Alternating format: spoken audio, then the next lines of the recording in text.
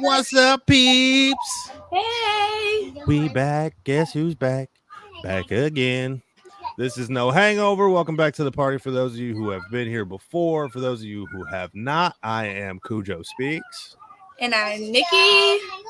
And we are your hostess with the mostest. No Hangover is a place where we like to party, but we don't party. So we decided to build a platform for people who also do not indulge in alcohol and drugs, but still like to come hang out and have somewhere to be and talk about some cool shit with some cool folks. Yes. Yes. We have a cool one tonight too. We have a lot of cool stuff to talk about. We do. Nikki gets to use her new blender, which is pretty much all she's excited about. I am excited. I fully understand. I told you how much I love that BlendJet, so I can't say nothing about and mine's pink, so. Oh god. You know the BlendJet has all kinds of there's like leopard print, there's Mickey, there's all I think you can customize them and everything too. Oh, that's awesome. I was about to go ham on that. So today, folks, we're going to talk about a lot of things today. I think we are going to pack this show with more information and laws and things like that than we usually do. I typically do a game segment, but I'm feeling really newsy. I feel like there's a lot going on in politics. And no, we're not going to talk politics. Don't worry. That is not what we're here for. But I do want to bring up a few things, drug-related, alcohol-related, or whatnot. So we will do that. And our drink of the week this week, we want to get to it quickly because we are very excited about it. Nikki came through with the heat this week. Do you want to tell these folks what we got going on? So we are going to do strawberry daiquiris. New blender. I don't have my sound effects yet, but that would be a type moment. So yes, it would. Absolutely. Okay, so let's see. Our ingredients. We need all kinds of shit. And I had to go back to make sure I had it all because I forgot everything. I just went to the store, like right before we went on. I went to the store. Really? Yes. Okay, so we need frozen strawberries. They also said regular fresh strawberries, I guess, just to add like decoration. Like on the rim type thing? Yeah. And then lime juice, sugar, Sprite, and mine said water, which I don't know if I'm going to add water. I think I'm just going to make it extra flavorful. Yeah, no, I'm good. So I'm assuming we just like put all the shit in there. And yeah. So that's the dope thing about these little things too, man. Like you fill these bitches up. The one thing I will say though is you have to have a decent amount of liquid or it's not going to mix well. So like last week when we did what was it? I forget what I did last week. It was like a margarita. That's what it was.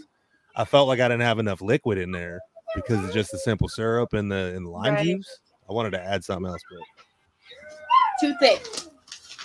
Facts. Now mine, it was a little different than hers. They didn't ask for the sugar, and it had me do simple syrup instead of that lime juice that she got. But it also wants me to do regular lime juice. So I don't know. I think it's gonna be. There must be a few different ways that you can like go about it. So you could probably customize to your liking. I'm sure. I still haven't figured out how much simple syrup I'm actually supposed to be using. I don't know how much of anything I'm supposed to be using, honestly. I'm just guessing. David's in the building. What's up, David? Good to see you, brother, as usual. Hey, and one of our all-time favorites, Allison Ray, is in the building. When in doubt, for a mocktail Sprite. Facts. But I love Squirt, and I love the tanginess of Squirt, so I think it'll work with the tartness of the scrawl bars. See, I just love Sprite. Like, Sprite's my go-to pop in general. Like, that's what I drink on the daily. So anything with Sprite in it, I'm for it. Fact. I've always been like that. Okay, here's a question for you all you Sprite connoisseurs out there.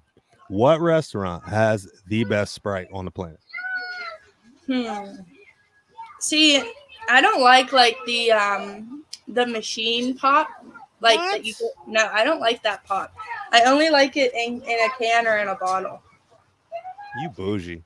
Because I feel like it's like either it's always hit or miss. Like either it's all right or it's like tastes like water. No, McDonald's Sprite is correct. Thank you, Allison. See, I knew you were gonna say McDonald's. Though. Even David knows. So even back in his day, it was the bomb. Okay, I don't know if I have enough of everything, but I'm gonna attempt to mix it up. Ready, guys, for my fancy blender? Let's go. Did I break it? It's leaking! Why is it leaking?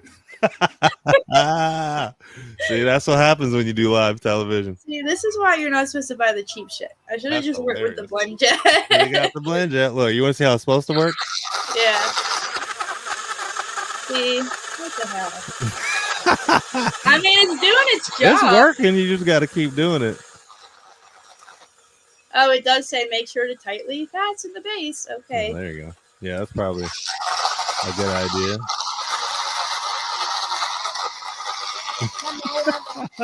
You over shaking it like a martini. I think I did it. I think I may have put a little too much Sprite, or I should have put some more strawberries. I don't know. I think there's still like chunks of strawberries in mine. Hold on. See, I should have practiced with this blender before we did this. So I'm going to do the Sprite one now, and then later on when I go back for round 2, because I'm pretty sure this is going to be fire, then I'll try to squirt. All right, let's see here. One of these days, I'm going to do it by the book, too, just so I can really see if it's actually good instead of me just slopping shit in there. Yeah. That's what we need. Good. We need a mixologist to come on here next. Who? Any of you guys know some mixologists and people that mixologists. are into mocktail making? Fire? Sorry, we didn't even cheers. I'm so sorry. I was so excited to try it. Too. My wife was like, "You gonna make one first?" I'm like, "No, that's not fair. I gotta." I'm sorry. No, you get. You're all right. good. All right, I'm people. As usual, here's a toast to those we have lost to this disgusting disease. To those of you that are fighting next to me, trying to maintain your sobriety and your sanity. And to those that are on the fence, that are teetering and tipping one way or the other, come on over, baby. The water's fine. Cheers. Cheers.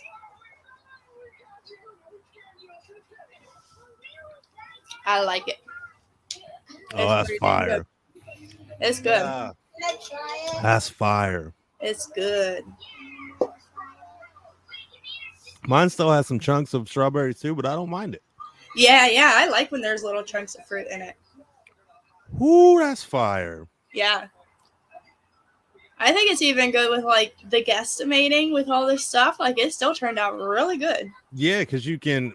So, yeah, that lime juice. I would say add with some ice. If we put some ice in it and made it a little more slushy, right? It'd be great. Salt the rim. Oh, I forgot to put my fancy strawberry on the rim, but whatever. I never understood that. That's a waste. It's a waste. It's a waste. It's a waste. It's eye candy. Man. All right. So we almost didn't think we were going to be able to have a show. I won't say we. I'll say me. Nikki actually got sick this week, which is terrible. So I don't think people without kids understand, especially when you're, all the time parent, how incredibly hard it is to be sick, still do everything we have to do with whatever jobs we're doing or responsibilities we have, and then take care of your kids as well. So I commend you for even being here this week. I was like, we're going to have to run an old episode, or like I even talked to JP. JP was like, I'll hop on there with you if you need me to, bro. I'm like, all right, I'll let you know because I don't know what's up. Yeah, no, I'm glad that I could make it. I think, honestly, a big reason why I got sick is because I just overwhelmed myself so much. Like, I'm like one of those people, I'm like afraid of boredom because boredom's a trigger for me. Yeah. So I pack myself so busy constantly, like between the kids, and I'm in college, I do volunteer work, I work full time, like it's a lot. Yeah. And I think I just wore myself out. My body kind of just gave up on me for a couple of days. I was gonna say that too, and that's why I kind of was like, when I text you, I was like, hey, if you can't do it this week, I get it, because I know how busy you always are, and that I get the same way when I'm running, and I got so many kids, the germs are always in the house. So I'm usually straight for the most part, but once I get sick, because I'm already so tired and so worn down, right, I end up being sick for like 3-4 weeks at a time. Yeah, see, mine, I was lucky I was able to like sleep for like 2 days, and I think I just like rejuvenated at that point. Yeah, If I hadn't been able to, I think I would still be down for sure. most definitely. That's why I always give props to my wife, as you know, because anytime I'm sick, she's like, I got this and everything else. You go lay down. I'm Right. like, That's thanks, awesome. babe. It reminds me of hangovers. It really does. Like when that sickness happens and you can't get off the couch for days, you can't muster up the energy. I think that was my biggest problem when I did stop drinking. I thought that was going to go away completely. And I was super happy about that. And I was excited to be able to wake up in the morning and be refreshed and be happy. Not getting sleep or any kind of little sickness or pain or not sleeping well, you still wake up feeling that same groggy, that same, super shitty feeling. I think the only thing that changed for me is I didn't feel nauseous anymore when I woke up. Right. Well, I'm on this journey of trying to slow down with my caffeine because, as you know, I'm a crazy coffee person. Mm-hmm. And these last few days being sick, I didn't drink like any coffee. And I will say, when I go to bed, I actually sleep. Like, it's been a long time since I've slept through the night. Yeah. And I think it's because of the caffeine I drink. So I think I definitely need to cut down on that too. Yeah, I will say make sure you wean off just like any kind of here's the sad part about the whole caffeine situation. It Right. is a lot like a drug. Yeah. If you don't wean yourself off of caffeine, the headaches like I've had from Monsters. I used to drink Monsters like crazy. I drink C4 still, but with Monsters I was doing like a 6-pack plus a day, like almost as bad as booze. So stopping immediately, the migraine you get from it is like I literally wanted to go to the doctor a couple times. Like this can't be normal. Yeah, it sucks. I had a headache yesterday. I think it might have been from not having the coffee while I was sick. Mm-hmm. And yeah, I had a cup of coffee and it almost immediately took that headache away. It's crazy. That's wild. Yeah. It's strange, man, and I think that's what keeps a lot of people into their addictions as well, because of said sicknesses or headaches or whatever the case may be. I know hair of the dog for me was a must. I had to have a beer in the morning if I was that hungover, and that's just the way it went. Especially with the birth of mimosas and brunch, like that's the Sunday thing, and it's acceptable to do that. So I'm hammered from 10 o'clock in the morning till late in the evening on a Sunday. Yep. Very late. So acceptable things in society as far as alcohol and stuff goes, that goes into a little bit of what we're going to talk about. I think a lot of things need to change. I've been thinking a lot about what's acceptable, what's not acceptable, what's legal, what's illegal, what's socially, whatnot. So I started looking up all like laws, and it's actually kind of hard. It's harder to find the drug laws in the country than I thought it would be.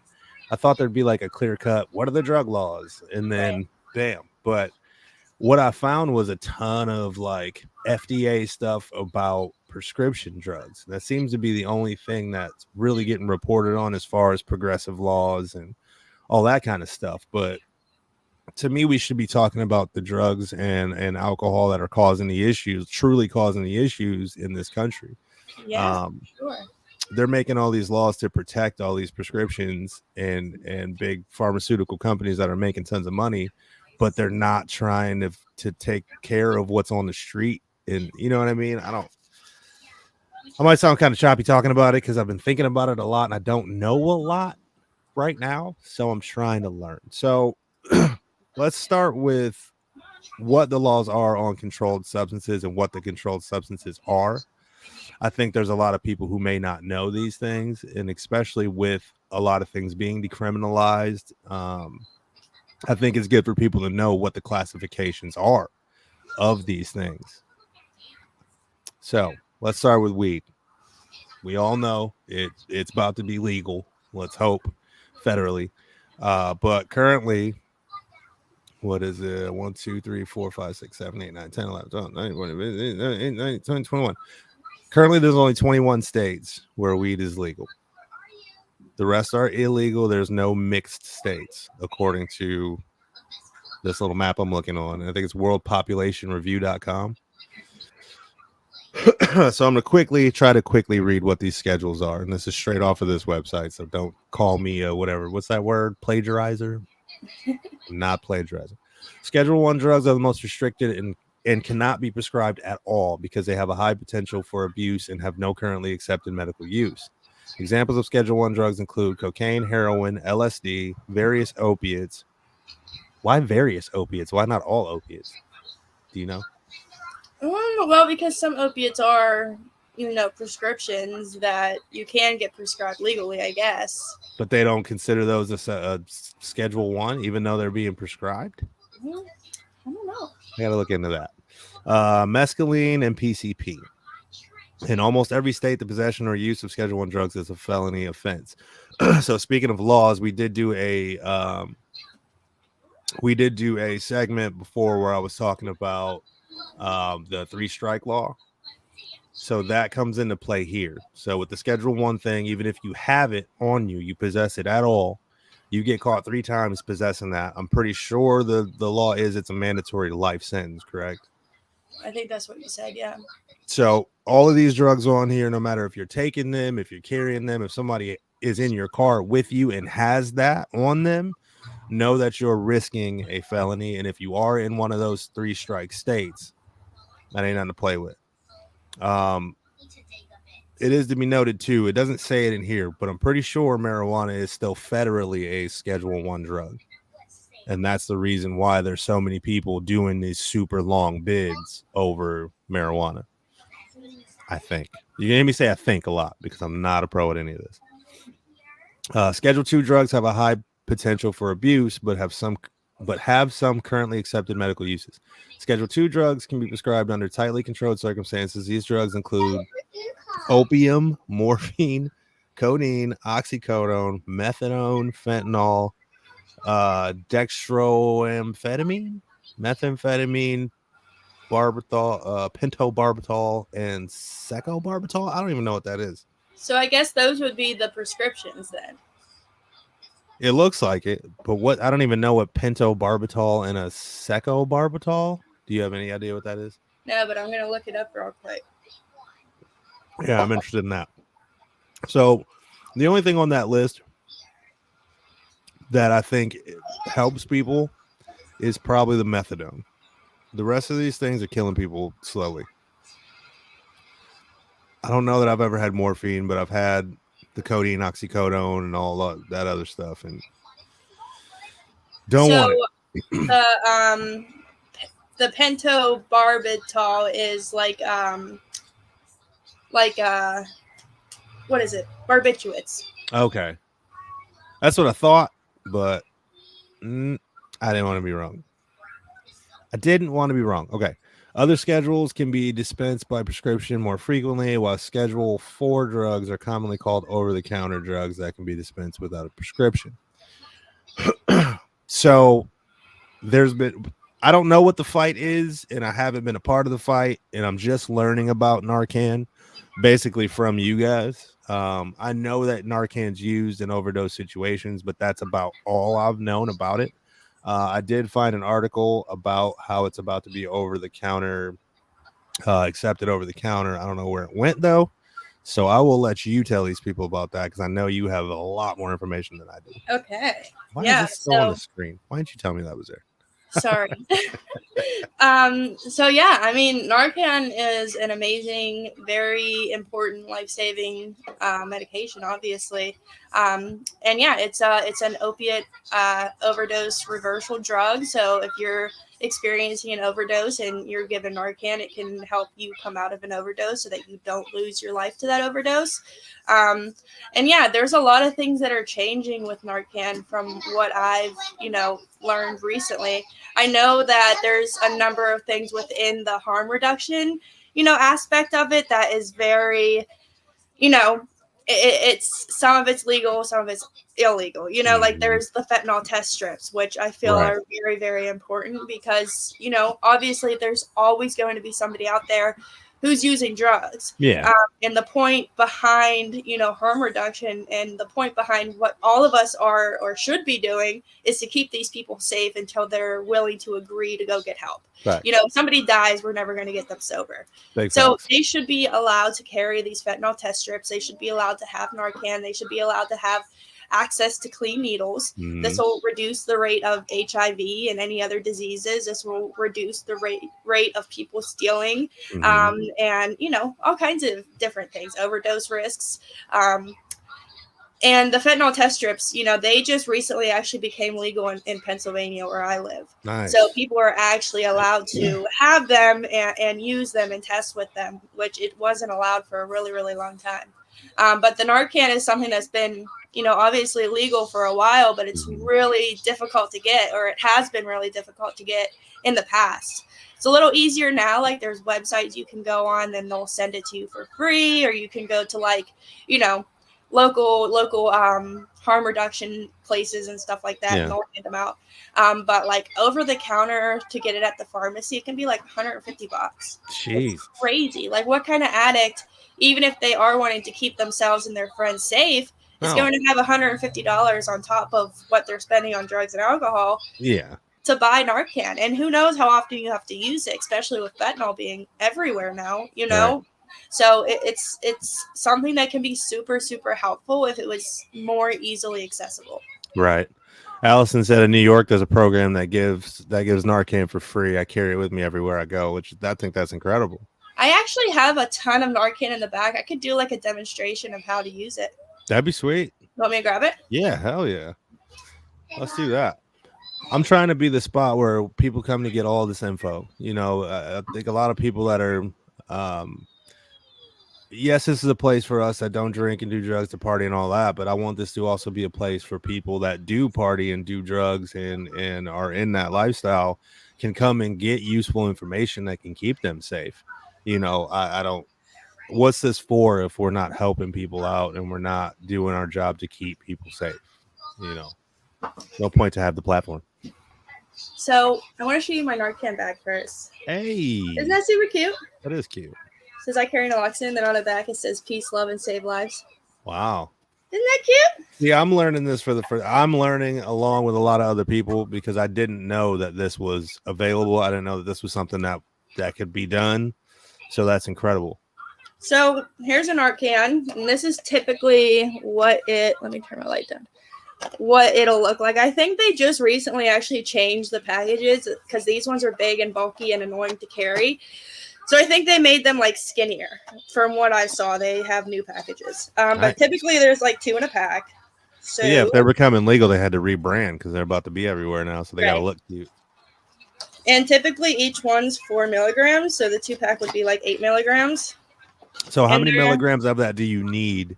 Is it dependent upon how much they've done? Yeah, so it would depend on the person, how much they use, how deep of an overdose they're in, their tolerance. So there's a number of things. What you're supposed to do is you're supposed to give 1 dose of Narcan and give them a few minutes, rub their sternum, try to do a few different things to like help wake them up. And if they don't after so long, then you give another dose and you repeat until they do wake up, Okay. So then it's in this little package.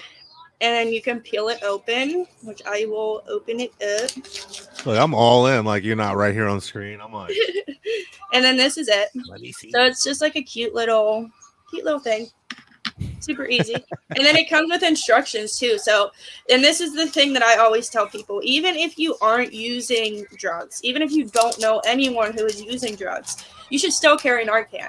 I seen actually a post just before we got on here. My friend made a post and she's like, people constantly go and get trained and certified in CPR because, it's important to know. But when do you ever expect to come up on someone in cardiac arrest? Never. Not very often. You would hope never.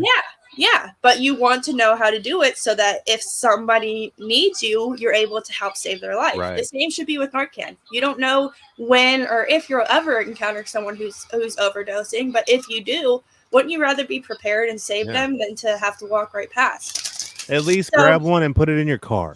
Put it in the glove compartment. And if you're out and about and you see something, you have something to help instead of grabbing your phone and World Star Hip Hopping it. Absolutely. Yeah, and then each one of these, like the little one. So even if you just wanted to carry like these instead of the big box, each one has the instructions. So like you will, even if you don't know what to do, you know what to do. Right. It's 3 simple steps. It's very, very easy. you don't want to obviously give it at first if they don't need it. So you have to first look for the signs, make sure that they are overdosing or that you at least suspect that they are. Nah, I'm and the coming out cool guns thing, blazing, dude. I'm grabbing all. Wow, everybody getting some. Ain't nobody dying today. and you know what? And that's the crazy thing. And the cool thing about Narcan is, even if they aren't overdosing and you give it to them, it's not going to hurt them. Right. You can't have, there's no any like reverse side effects. It's not going to overdose. You're not going to overdose anyone on Narcan if they don't need it. Like, you can give a toddler this and it would not do anything to them. You know what I mean? Wow. It's just something that it helps the people who need it, and only those people. That's what blows my mind. With the science we have on this planet, right? You can make something like that. Why can't that be done for so many other things? If it was that, you know what I mean? Like, I know it's not easy, and I'm not a scientist, and I don't know anything about. I know. I'm just saying in general, because it's crazy. I know before Narcan was a thing, everybody was like, I wish there was something that could reverse an overdose. I really will. Oh my God, it'll be a miracle. And it happened, so I feel like there's miracles that can happen every day, and there's miracles that aren't being found yet. But I pray in our lifetime a lot more of those things become available. Yeah, absolutely. Me too. So, and then once you find out, if you determine that they should get Narcan, then you would obviously open one of these things up, and then you spray this up the nose, and literally it's the easiest thing. And it sprays. And once it goes up the nostril, it does what it needs to do. Now, once you do that, you do want to flip the person onto their side, because sometimes when people come out of an overdose, they will start vomiting, and they're not going to be completely there. So you don't want to have them on their back where they're then going to choke on their own vomit, because then you save the life for no reason and they're still dying. Right. So, yeah, you want to make sure that you get them in a good position. Saves you so you could die worse. Right, like, here, choke on your vomit instead. Why not? Joel, real quick, Joel said we have a dose to one of those guys in group one day. He was not on any drugs. It was just a demonstration. It won't hurt anyone. I give it regardless of not. Okay, yeah, that's dope. Yeah. Yeah, I mean, it's a pretty cool little thing, and I mean, super easy to use. Anyone can do it. And I mean, I think it's just important for people to carry. It's important to have just in case, like, why not? Yeah, I agree. My wife bought us these little, it's like a little pack. And if you open it, it inflates like a mask, a CPR mask. And that's just on our keychain. So, I mean, it's doesn't hurt you to put something else on your keychain or throw something in your car. Yeah. Hey, did you see those things? There's these new things I've seen that are out now. And it's like, it's a choking device. So if somebody's choking and you don't I have one. Do you? And it goes over and it pulls the shit out. Those things I have one. Cool. Look. Those are awesome. I want one of those. I've always been so terrified of one of the babies choking on something too. that, like, so they turned 2. What's today? Thursday. They turned 2 on the 4th. So 2 days ago. And still to this point, I watch what I give them to eat. Like, I've cut real small bites of stuff. They don't eat certain things with me. Like, I haven't even tried to like explore what they can eat or handle because I'm so afraid of that. Yeah, me too. So I got one of those things, but it doesn't help. Like, I'm still like, Oh, it's terrifying. Nope. My younger daughter, she had like a hard time swallowing whenever she first started eating. Oh. So every time she would eat something, she would like gag, and it would freak me out. And I would tell the doctor, and they're like, "Oh, it's normal if they gag." I'm like, I'm not gonna just keep going through. Like, I just won't feed the kid. Like, you're gonna get milk, like you're gonna have to deal with it because my kids eat PBJs. They eat a lot of soft things. Yeah, I can't. I don't even. Nope. And that's like same with the overdosing thing. Like, I need to get some Narcan because when I'm around, just driving around, like, I constantly think of what am I going to do if somebody gets in an accident? What am I going to do if I see this? What am I going to do if I see that? Trying to be prepared, not even realizing or knowing that I need to have some Narcan just in case I do come up on that situation. I'm a worry wart, man. I worry about everything. Hey, sometimes it's a good thing. Hey, would it be possible maybe if we can edit this and put the websites that people can go to get Narcan for free? So that might be a resource. I believe we can do that. Sweet. If I'm not able to do it on this episode, I will make sure I have banners ready for next week, and okay. I will always I'll always run that. I want to put this up there while we're talking about it. If you or a loved one are struggling with substance use or addiction, contact the Substance Abuse and Mental Health Services Administration. Every time I'm looking at something or I type in anything about addiction, that's the first thing that pops up, and that's great.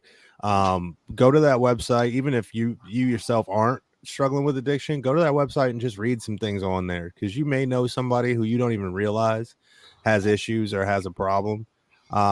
I think that's been my big thing lately, is talking to people who don't think they have problems, that I know how they operate, and they operated like I operated. Most of these people have told me that they want to slow down, or they want to, they're thinking about not drink. And that lets me know, like, okay, yeah, I need to talk to you a lot more, because it really is way better on this side when you just knock it off. Right. So I don't know, man. But if you know somebody who's got issues, please help them out. Real quick, I don't really get into celebrity news much, but a friend of mine sent me this. Ty from Ty's Take Today sent me this, and it was interesting to me, because I've heard of someone before that has done this, and I don't know why she's getting so much backlash, but it is what it is. On Wednesday, Jennifer Lopez excitedly announced the launch of her latest brand, DeLola, a ready-to-enjoy cocktail that is available in 3 different flavors with 3 different types of alcohol. Now, the problem is, apparently, and I didn't know this, Jennifer Lopez stays away from alcohol. I guess she's been open about that in the past. I didn't know that. I don't think she's somebody that anybody celebrates as a woman in recovery, a celebrity in recovery, but apparently she doesn't drink, and people on Twitter went absolutely insane about it, per usual. Instagram, Twitter, all that. My understanding of it is that she's not necessarily in recovery. I think she just chooses not to drink. Right. And I think that's a little bit different than being in recovery. Like, I think it would be weird, if like me and you like had like a no hangover, like vodka, like that's strange, because we're obviously that's not a bad idea. We're sober, and we're sober for a reason. It's because we can't handle it. But if somebody's avoiding alcohol because they choose to, I think that speaks volumes about the fact they just don't want to, first of all. And second of all, they have that willpower that most alcoholics and addicts don't have. Right. So she's not necessarily in recovery. And another thing that I wanted to bring up about this, remember those drinks that we had the first episode, the Day Soys? I do. And those were created by Katy Perry. Uh-huh. She's not in recovery either. She's an occasional drinker. Yeah. She's very open about that. So she'll take like 3 months where she's sober, and then she'll drink however long she wants. It's like a here and there type of thing. But nobody gave her backlash about creating, a sober beverage. So it's kind of the same with J-Lo. Yeah. I just think people need to leave people the fuck alone. Let them do whatever they want to do. I agree. Like people say, she's spoken out against drinking alcohol in the past. Okay. So? And I used to be like literally the billboard girl for cocaine. Am I now? No, I do not now, But I guess what people would be saying, it's like you stopping cocaine and being off cocaine completely and talking bad about cocaine, but then you make your own brand of cocaine. Right. So I guess I do see the quandary that people are in, but like you said, it's not like she's in recovery and was an addict and went to rehab a bunch of times and then got clean and then decided to poison the well. Right. She just doesn't like to drink sometimes. And I read what she said about it too, and I don't have the quote, but it was something along the lines of, I wanted to make something that me and my friends could enjoy that was good and was healthier and was da-da-da-da-da. So I guess the whole point of it is, if you're going to drink alcohol, you might as well drink the cleanest form you can, which I also don't disagree with. I don't know. People just got so many opinions about stuff that really absolutely does not matter at the end of the day. Yeah. I think it gets worse whenever you're a celebrity and you have like that social standing and everyone's kind of watching you. It's like, because I've seen so many famous people, even people like on TikTok and stuff, they get big and like people will go back years and years and years on their look Twitter. Up stuff they said. Yeah, and find shit, and then people like go nuts over it. It's like, I was like 12 years old. Like, why are you mad at me for this? You know what I mean? It's craziness. Which, I mean, not to be tooting our horns or anything. We're only on episode 6, but I fully believe at some point we'll have a huge platform and people are going to scrutinize everything we say and do because of the style of our platform. Right. You know, we're talking to people in recovery. We're in recovery ourselves. We're clean. We're sober. Somebody or a bunch of somebodies are going to try to disprove that because of what we say and take everything we say on here and run it back and throw in our faces. And quite honestly, I could care less. Yeah, I think it's a big part of just, you know, accepting the fact that you'll never please everybody. Like, big facts. You know, if they're your real fans and your real supporters, they won't care what you do, you know? Big facts. I think the biggest thing comes down to who you are as a person, right? So me, I'm not going to say anything or do anything that's going to be malicious to anybody on purpose, you know, at all, you know. And does that mean I'm going to always be politically correct when I'm speaking on how I feel about things? No, I can't be. You know, I don't believe in everything everybody believes in. And when I speak my truth and I tell you what I believe in, if that's offensive to you, then I can't really apologize that I feel that way. I'm sorry. Like, I don't feel any other kind of way about you. I just think this way about this. Like, right. That should never be something that's held against you. I don't want to get into like constitutional law, you know, all that kind of but we do have the freedom of speech. As long as it's not hurting anybody, then you should say and feel however you want. So, yeah. J-Lo, do your thing. If you want to have us sponsor your new booze, throw us a whole bunch of money and we'll take it to other bars away from our people. I was going to say, J-Lo, good luck, but you won't be getting out of my money. Yeah, nah, man. Nah, and it sucks, too, because it seems like when I quit drinking, like, all these new boozes came out, and I was like, oh, man, I want to try that. Like, I just seen a commercial. New booze, I have one more thing I think we should talk about. The rainbow Bud Light can that's pissing everyone off. Yes! Oh, man. This Bud Light can. If you have not seen the way that this is pissing off the internet now. There's another one too, though. It's not just the rainbow one. It's the one that has that influencer's face on it. Like that transgendered influencer is on the can. Oh, this one just says she, her, and they, them, and all that. There's another one with her actually on it. I seen something that said if this was all we had to do to get people to stop drinking, we should have done it a long ass time ago. A rainbow can. Like, it's crazy. And this like goes to with the J-Lo thing. Like, everyone, there's always somebody who's going to be unhappy. Like, It's literally a can with rainbows on it. Like, you're really that butthurt over something like this that you're not going to drink it, then that's your problem, you know? And what you were saying about people looking back at people's past, there was a picture of, I think it was Kid Rock drinking a Bud Light at a drag show. So I'm assuming he said something or did something and stopped talking, and then somebody brought that picture up. I'm like, oh, dude. There's a bunch of country artists that are cutting ties with the company, and like, it's so stupid. I always say though, whenever something like that had like this whole craziness with Bud Light, oh, it's such a travesty. Something else is going on that people aren't paying attention to, because that's such a minor, stupid thing that's happening that's getting all this attention. Like, what's the underlying issue here? The underlying issue is how alcohol really does affect people in the world and causes so many horrible things, but we're mad over the way the can looks. It's crazy. Right. David said, just never go after Brit, Tay or Selena. Or Beyonce. You better throw Beyonce in there. Beehive don't play. There was one more thing I had up here. What was it? Oh, I was at the gas station yesterday and was talking to this dude about, there was a tank, a Whippet tank on the counter. And I was like, I was making a joke. I was like, oh, wow, they're selling Whippets now? I'm like, what is that? And he was like, it's a Whippet. I'm like, wait a minute. Wait, what?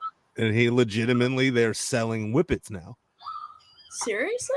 I stopped even asking questions. It literally, like, I'll have to look it up. It's literally a little like CO2 canister, and it says Whippet right on it. And it was sitting on the counter at the gas station. So I started talking to him about that. And I was like, yo, why is that legal? He's like, it must be. He's like, we're selling it. And I'm like, well, that's wild. Then he starts talking about how mushrooms are getting decriminalized in a city near me. And I was like, yeah, that's wild. And I know it's mushrooms. And I think there's another, like, I don't know if it's all psychedelics or just mushrooms or what, but there's a couple places here that have decriminalized it. I think I want to say Colorado or something like that also has decriminalized it. So that's the next movement in getting all these things decriminalized. And I want to get into that because I know you and I both have a lot of thoughts about it. And I want to bring up a controversial point that I think might make a difference. Okay. So as of right now, according to this map on wisevoter.com, hold on, let me scroll. It's embarrassing to say, but just looking at the states sometimes, I'm like, I don't know what state that is. Me either. I'm horrible with states and places and locations. Oh, I've been everywhere, but I'm like, I don't know where they are. Yeah. All right, Washington, decriminalized in select municipalities. This is from mushrooms. Oregon, fully decriminalized. California, decriminalized in some places. Colorado, some places decriminalized. Michigan, same. And Massachusetts. Everywhere else it's still illegal. But that seems to be the next big move, is to decriminalize all that stuff. So I know a big part of the push by people who are in recovery and do this kind of work, the push to decriminalize it, is to stop people from immediately being thrown in prison or thrown in jail and doing these long stints for those things. I agree with that. But today I was thinking about the fact, I was relating it to alcohol, right? And there's people on this planet that, because alcohol is a legal thing and because it's celebrated and because it's a normal thing that people do, you just kind of go into it because everybody does. You're supposed to. So I wonder if the decriminalization or legalization of all of these other drugs will lead to the same thing. People that otherwise would have never even tried it because it's illegal and they're scared to get in trouble. Now that it's not illegal and more people are doing it, do you think that's a bigger risk for people to end up in addiction? I'm sure it is. And I'm sure another part of it is probably, once people are in it and then they start to feel stuck in it, they're not going to ask for help right away because it's legal. It's not a big deal, just like the alcohol. So less people are going to be, asking for help or going into treatment because, they think it's normal.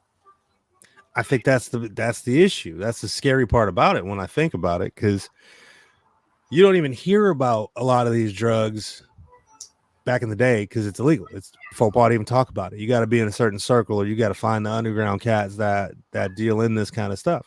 Right. But now you're hearing about it on the news, or I'm at the gas station talking about it. I'm, everywhere talking about it. So what used to be a hidden side of the world, I feel like, is now becoming more exposed and more accepted to more people and younger people. These high school kids, man. So you decriminalize and make everything legal. Now it's almost like you're like, all right, kids, have at it. I mean, right. I don't know if that's necessarily fair to say, but I think, a part of the decriminalizing all of this is, that I got to be really, really smart about how they do things. Mm-hmm. Like the mushrooms thing, I would love to get a little more information on that, because I'm wondering if the legalization of the mushrooms is more so the microdosing that people are doing nowadays. Like there's a whole lot of that going on, but like, is it that, or is it like full on shrooms and acid? Because if we have people walking around like tripping balls constantly, right, we might have some issues, That's what I'm saying. And I really think I don't think it's microdosing, dude. I'm pretty sure it's like full-fledged. Hold on, let me see if I can find this one in Michigan real quick, because I'm pretty sure it's like, okay, they're not giving me more info on it. I'll look into it and we'll readdress that on the next show. But I'm pretty sure, from what I remember, it's like just like they did with weed. You can only have so much legally driving around, blah, blah, blah. But there's no limits to how much I can go to the dispensary and purchase. Right, so once that becomes a thing, they'll have to do like a percentage blood alcohol. Can you even do blood alcohol on a psychotropic? No, I don't think so. So how would you regulate that's another thing. You would need to be able to legally regulate someone's toxicity if they're going to operate vehicles or do whatever the case is. Right. And then what's next after this? Like, the weed was such a big thing. Right. Now we're moving on to mushrooms. Is it going to be cocaine next? So, how much further are we going to go with? Like, I think, and like you said, I think that the decriminalizing it's so fucking important because if we don't, then these people who are struggling with addiction are going to get thrown in jail and they're never going to have a chance at sobriety or a normal life. So decriminalize it, but to make it fully legal and easily accessible, that's a very different thing. You know what I mean? That's what I worry about. I mean, how do you even have the right opinion on this situation? Because yes, you want to help the addicts and people on active addiction that are possibly going to jail for something they shouldn't, and they can get help. But also, I got kids. I got 8 kids. The oldest are 17, about to go out into the world. So that side of me says, I don't want that shit to be legal. I don't want it to even be something that they think about doing because it's all right to do it legally if you do it in doses. You know what I mean? Like, I feel like there's more addicts on this planet than there are people that can handle it. Right. You know what I'm saying? I feel like it's way easier to slip into addiction than it is to be a casual drug user or casual drinking. If you drink more than 3 or 4 times a week, whether it's 1 or 2 beers, I think you have a problem. Yeah. But that's what casual drinking is considered. Or, as long as you don't have a hangover or as long as you don't have to drink a beer in the morning, you're good to go. So now is it going to be as long as you don't trip balls 4 times a week, it's cool? Right. Like, where is the as long as you're not doing more than an 8 ball per day, you're fine. You're fine. And then imagine, remember how crazy it was to see the first dispensary, and all the weed on the shelves. It's still crazy. Imagine walking in there in 5 years and there being shrooms and cocaine that you could pick from. That'd be nuts.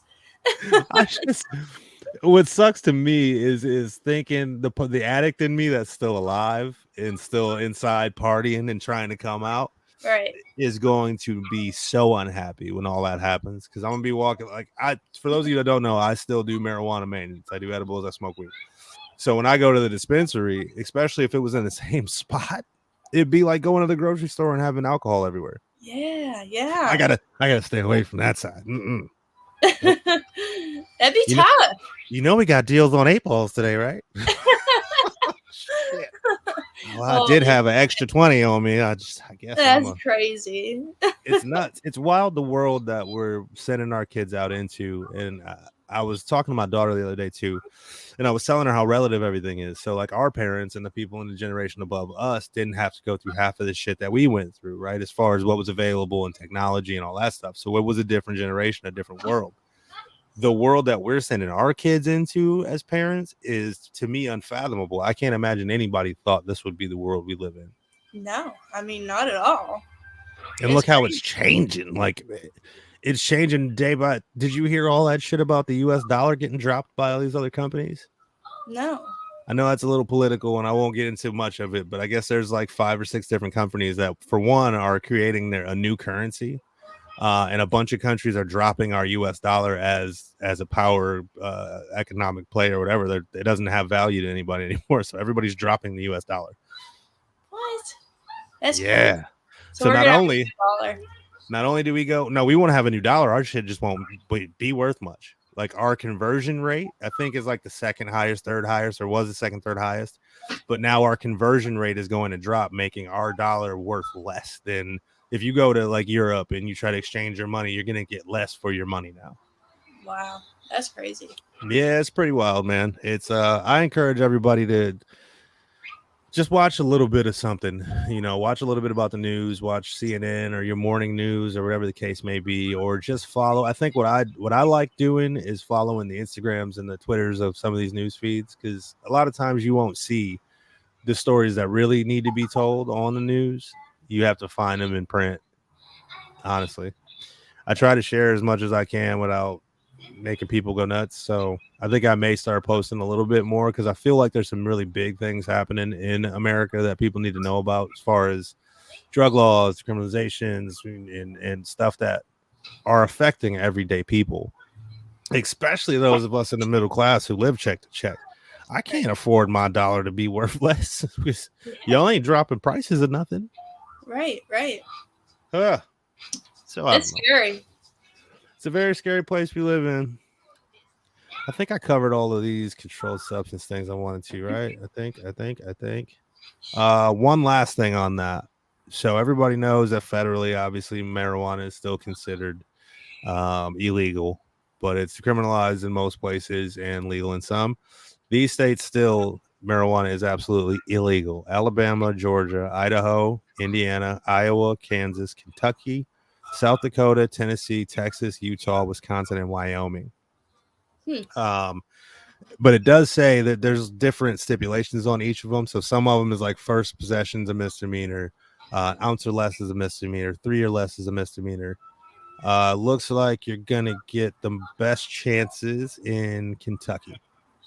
8 ounces or less for a misdemeanor in Kentucky. I'm not telling you to go to Kentucky and start becoming the king of marijuana. Don't take me wrong.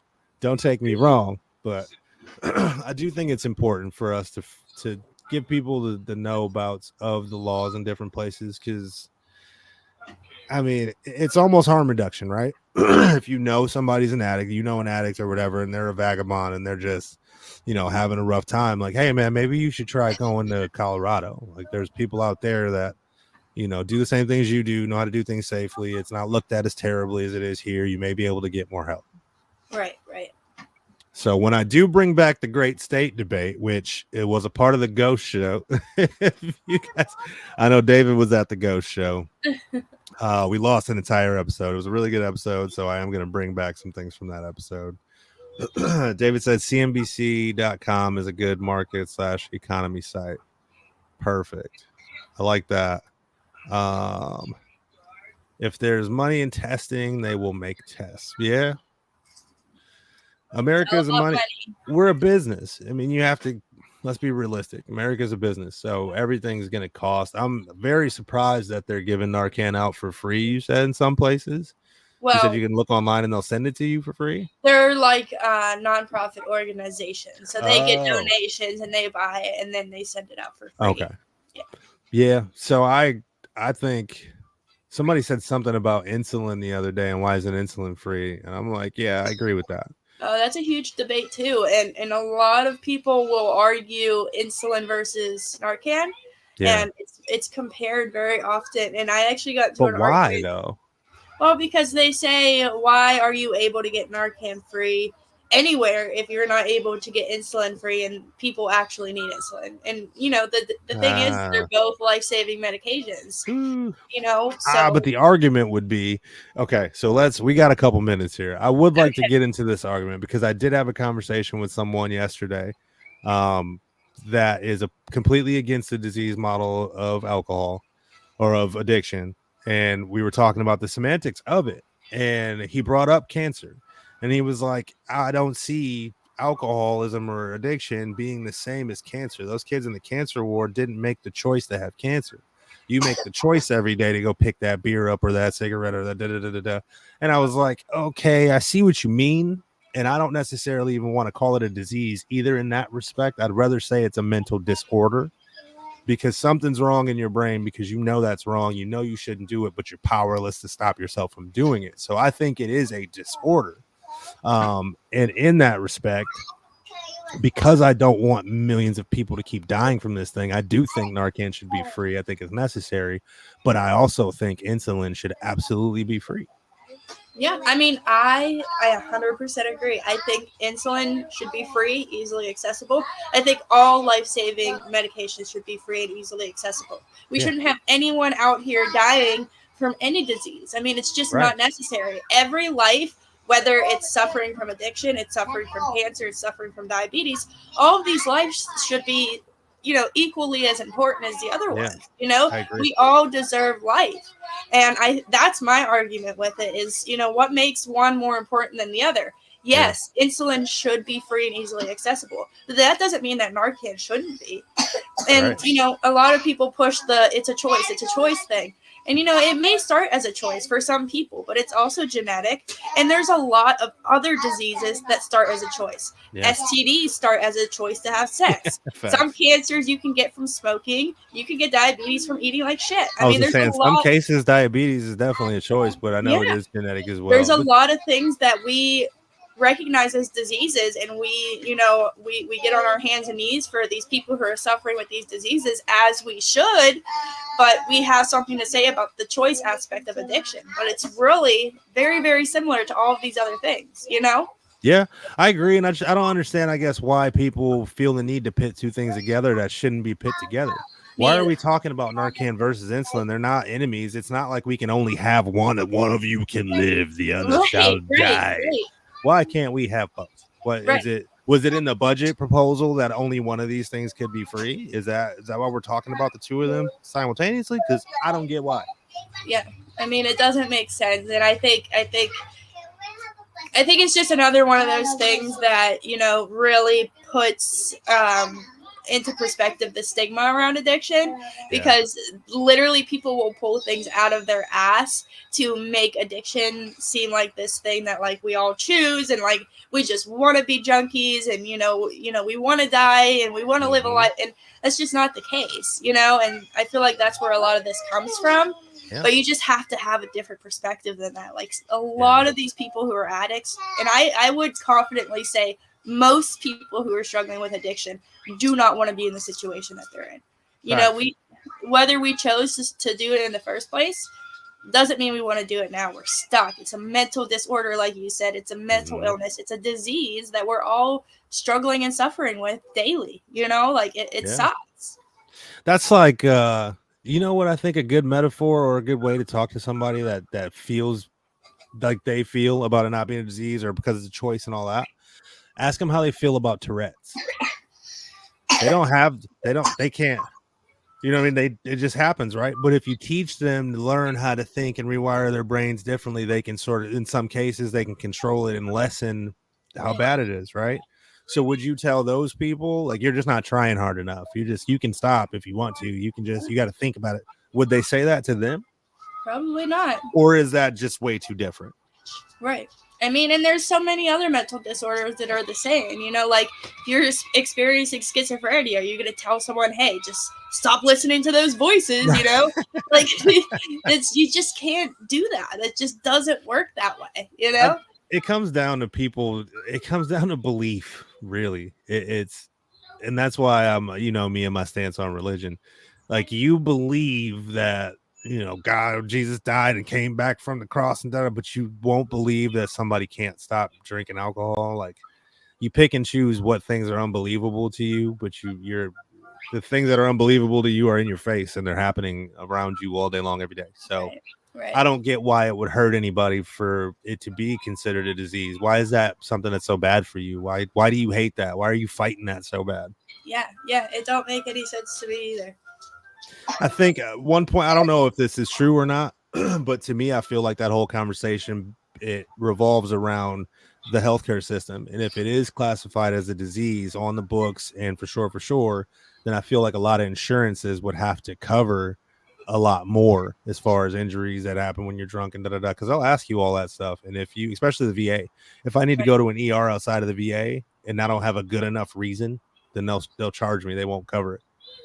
So if it's something addiction related, like all the times I went to the ER for the most part with my back pain, I was hammered, super hammered. So they didn't consider that a reason I should have gone to another VA or gone to another ER. So I got charged.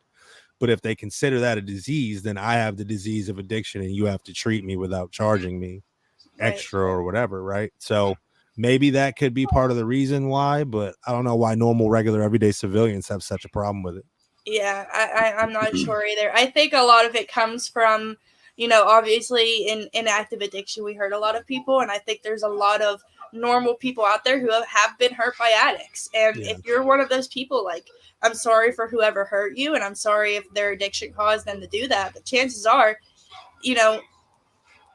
it's part of it's the disease of addiction that causes that person to act that way. It's not all of us. You know what I mean? Like, and I think that's where a lot of it comes from is people being hurt by addicts or in their families and stuff like that. So it's the accountability factor. You're right, because everybody I've ever talked to about it that doesn't believe in the disease model, they say it's a cop out for you to call it a disease. But I mean, you can't deny the fact that you're powerless against some things. You just can't deny that fact. And every single person on this planet that tells me everything's a choice, I guarantee you I can find you one thing that you do that you don't want to do, but you have a hard time not doing it. I guarantee it. So ease up a little bit, man. Take some of those bricks out of your brain and open the doors up a little bit. Be more open-minded. Don't worry about semantics so much. What does it matter if it's classified a disease, not a disease? That's not the point. The point is this thing is happening to all of us. It's horrible for all of us. Everybody's dying. Let's just do something to stop that instead of arguing semantics and wasting time. I agree 100%. That would be my thing. So without me even realizing it, we are already out of time, my friend. How'd we do that? How'd that happen?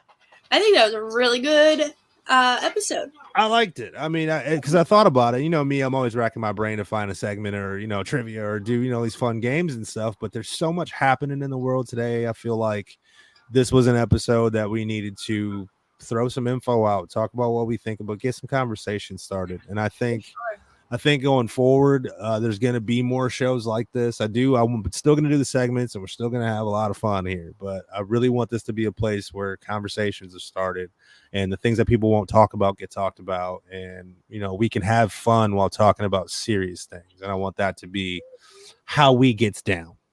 So absolutely. Last call, anything we missed? I don't think so. I just would like to go over the fact that we should all be carrying Narcan because it's super important. Big facts. I'm going to get some. You got to send me that site that I can order some on and I will get some. Oh, wait. One more last call. Are you thinking of what I'm thinking of? Yeah, you ready?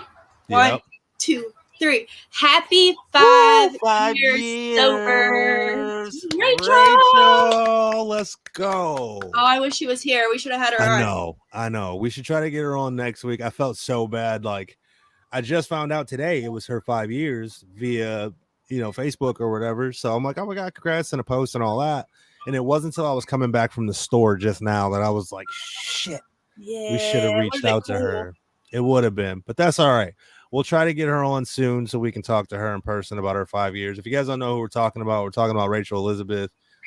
You may know her from Instagram talking about her thick queen juicy dumper. That's how we met each other, through her and through our Zooms. Incredible woman. I'm so proud of her. 5 years, like I said, 5 years is a lifetime. Look how much you can do in 5 years, man. Yeah. Whew, so proud of her. For me, my last call, as you guys know, is my wife, my rock, my queen, the one that holds me down, the one that drives me crazy all the time, but a good kind of crazy because that's my baby.